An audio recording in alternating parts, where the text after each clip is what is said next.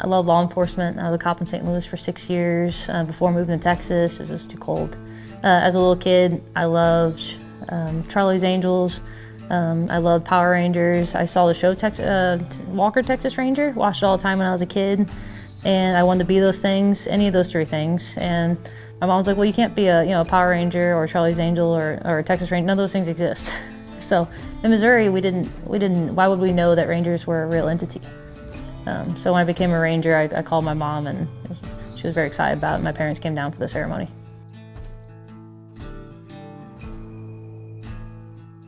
I didn't know a lot, to be honest. Before I came to Texas, again, I didn't even know they existed. And I was a police officer up there, so I knew about law enforcement. I knew that's what I wanted to do. I had an itch for investigations. When I came down to Texas, every Ranger starts off as a trooper. So we all go through the Police Academy, Texas Department of Public Safety, and you kind of start learning about the different divisions with DPS. And I loved being an investigator, and I wanted a chance to be a detective again, particularly death investigations. So that's when I started learning more about what the Rangers do and meeting Rangers, and that's when I kind of got drawn into it. My current major was a very big influence on me. Major Wendy Wakeman, she was the first female Ranger that the major that the Rangers have had. So meeting her was very influential, seeing her in a leadership role and knowing her reputation, how good at her job was, and she was a very good influence on me. My original assumptions, I say day and night because I didn't know they existed, but once I started learning what Rangers are and I started the process of kind of gathering information, I don't do anything in my life without researching it a little bit. I'm not super impulsive when it comes to big decisions, so I wanted to learn what they do. I spoke to a lot of Rangers. I reviewed some of their cases. So when I became a Ranger, it actually was no surprise what we do, and I love it. Actually, yes, and more so than I thought it would. It's very strange to me because, like, in St. Louis, kind of seeing that dichotomy. When I was a police officer there in Missouri, I was a cop. Like, I was a cop the same way that the Missouri State Troopers were a cop, the same way that our county deputies were a cop. Like, we were all law enforcement. We all had a similar job. They weren't seeing any different level of prestige or kind of that lore. It was kind of interesting down here. I'm still just a cop too. I'm still an investigator doing a job of detectives, and we're seen differently because of that reputation. So I'm still kind of in shock sometimes that a kid will walk up to me at a coffee shop excited to see a Ranger, and it stands out to them from a normal cop. So I always carry like stickers in my pocket because I like interacting with that, because I would have loved that as a kid. Kind of a loaded question because there's no standard daily experience. It could be a day where it's quiet and we're always hesitant to use the Q word, but I go into the office and I build type reports, and I always have plenty of documentation to do because documentation is very important in our cases. There's one thing to go out to a scene, but you have to tell what you did, and in case the case goes cold, we have to be able to understand what happened and what you did at the time. Sometimes my phone could ring at 2, 3 o'clock in the morning, which seems to be a popular time for my phone to ring, and that's fine. So that could start my day at 2 o'clock in the morning. I could be on a crime scene for 8 hours, 12 hours, days, back and forth, depending on the complexity of the scene. And that could lead to what my entire week might look like, or my entire next 2 or 3 months, if I'm trying to track someone down. Because I have due diligence of talking to my victims, my suspects, my witnesses, family members, anyone I talk to get information about the case. It can just completely fluctuate case to case.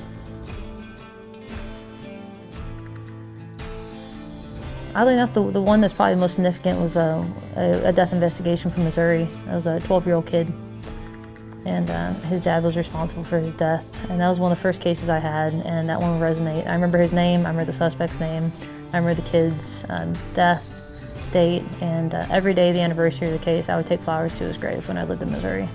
So that case, even though it's a 2012 case, I still remember a lot about it, and that has the heaviest influence on me because I will carry that forever. Crime scenes are interesting, and crime scenes are my favorite aspect of the job. And obviously interviews tend to be the most important, but crime scenes can tell us so much information. And the interesting thing about scenes is sometimes we go in completely cold or completely blind, so I don't know what might be important. So I go into a scene of a party, and I see a half-drank Dr. Pepper bottle.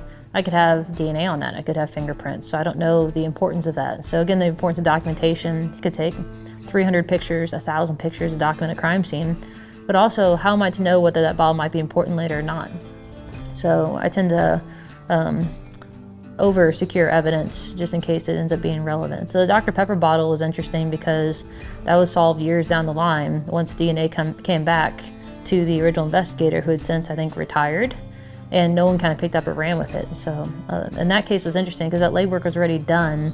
It was just following up on the lab results. So DNA solved that one.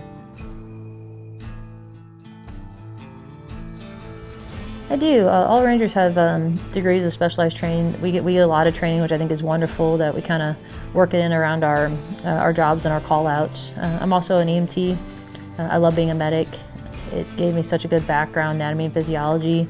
The department's allowed me to do cadaver labs, so I'm allowed to kind of learn more in depth with the anatomy and physiology, know what I'm seeing on crime scenes, especially when we're doing death investigations. So I love that kind of stuff. Crime scene investigation, we go to advanced training. We're allowed to seek out additional training, and I do a lot of online training as well as I'm pursuing my PhD. So like I love education. So it's all stuff I do in my own time and in case my weekend's busy. A lot of inspirations, but I say honestly, Major Wendy Wakeman's give you the first one that comes to mind because she was my first real exposure to a Ranger and what it means. And even before I met her, her reputation precedes her. Everyone admires her, and like it's easy to see the work that she's done, and particularly as a female, there's only 5 female Texas Rangers.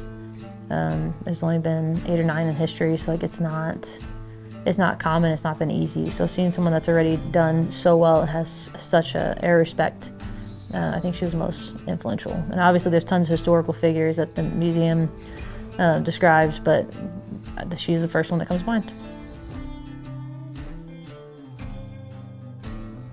So I've always had a fascination with medical. My dad's a retired firefighter paramedic. My mom is also an EMT. So as a kid, my dad also would teach. He did a lot of instruction. So he had like the fake arms and the fake ID setups, and so he taught. I learned how to start IVs when I was 8 years old, because I would see my dad doing that kind of training. So I learned to apply tourniquets and seeing the practical application. And again, like watching a lot of the shows that my parents exposed me to when I was younger, NCIS. Any kind of CSI type crime shows, as well as like medical shows that we usually had like ER on in the background. So like the idea of saving life and helping something, it was very fascinating. So I got my EMT initially in 2012, and I got my advanced EMT through DPS when I came here. So it's always just an extra tool to have in my pocket, not just the knowledge of if I'm able to look at a victim and have a bit of an idea what I might be seeing and why. But the idea that if I pull up on a crash, because at my root I'm always just going to be a cop, and if I can help someone that was injured, I'm going to do it. So it's a good hobby, as always, especially as a cop in St. Louis. We were very, very active. Fitness, I've seen fitness save people's lives. Unfortunately, I've seen people lose their lives because they didn't have that. So fitness is very important to me. Seeing people with health issues, I know as a cop I kind of owe it to my community to be able to take care of myself, protect others. So the Fitness Institute, I think it's an 8-week program. So it's a pretty long program that Department of Public Safety does, where you actually go through, they tie it in with American College of Sports Medicine. So at the end of those couple weeks, you actually take a test to be a certified personal trainer. And we help run like our PT program, with our recruits, like help them with the physical training, as well as our biannual training with all of our officers, including Rangers, agents, troopers, to establish that they're fit. I help run those. I can help give coaching and nutrition advice as needed. And as for the Titan Award, that's kind of an interesting one because DPS, we have 5 fitness tests that we're allowed to do. We can pick from any of them.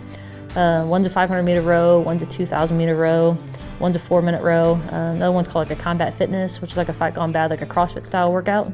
It's actually 17 minutes long with a bunch of rounds of different exercises. And then we have the standard that like the military does, the run, push-up, sit-ups. So the Titan test is, you have to do all 5 of those tests back to back to back to back to back in under 75 minutes at a score of 90% or better. And I'm the only female in the state that's done that.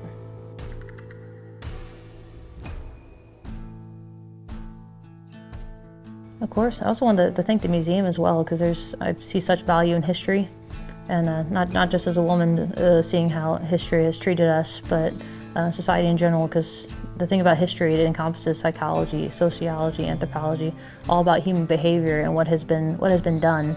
And again, that's going back to seeing people succeed before me, not just female rangers in general, of what made them successful and what we can learn from that. So seeing that other people have done it before can kind of give you that hope.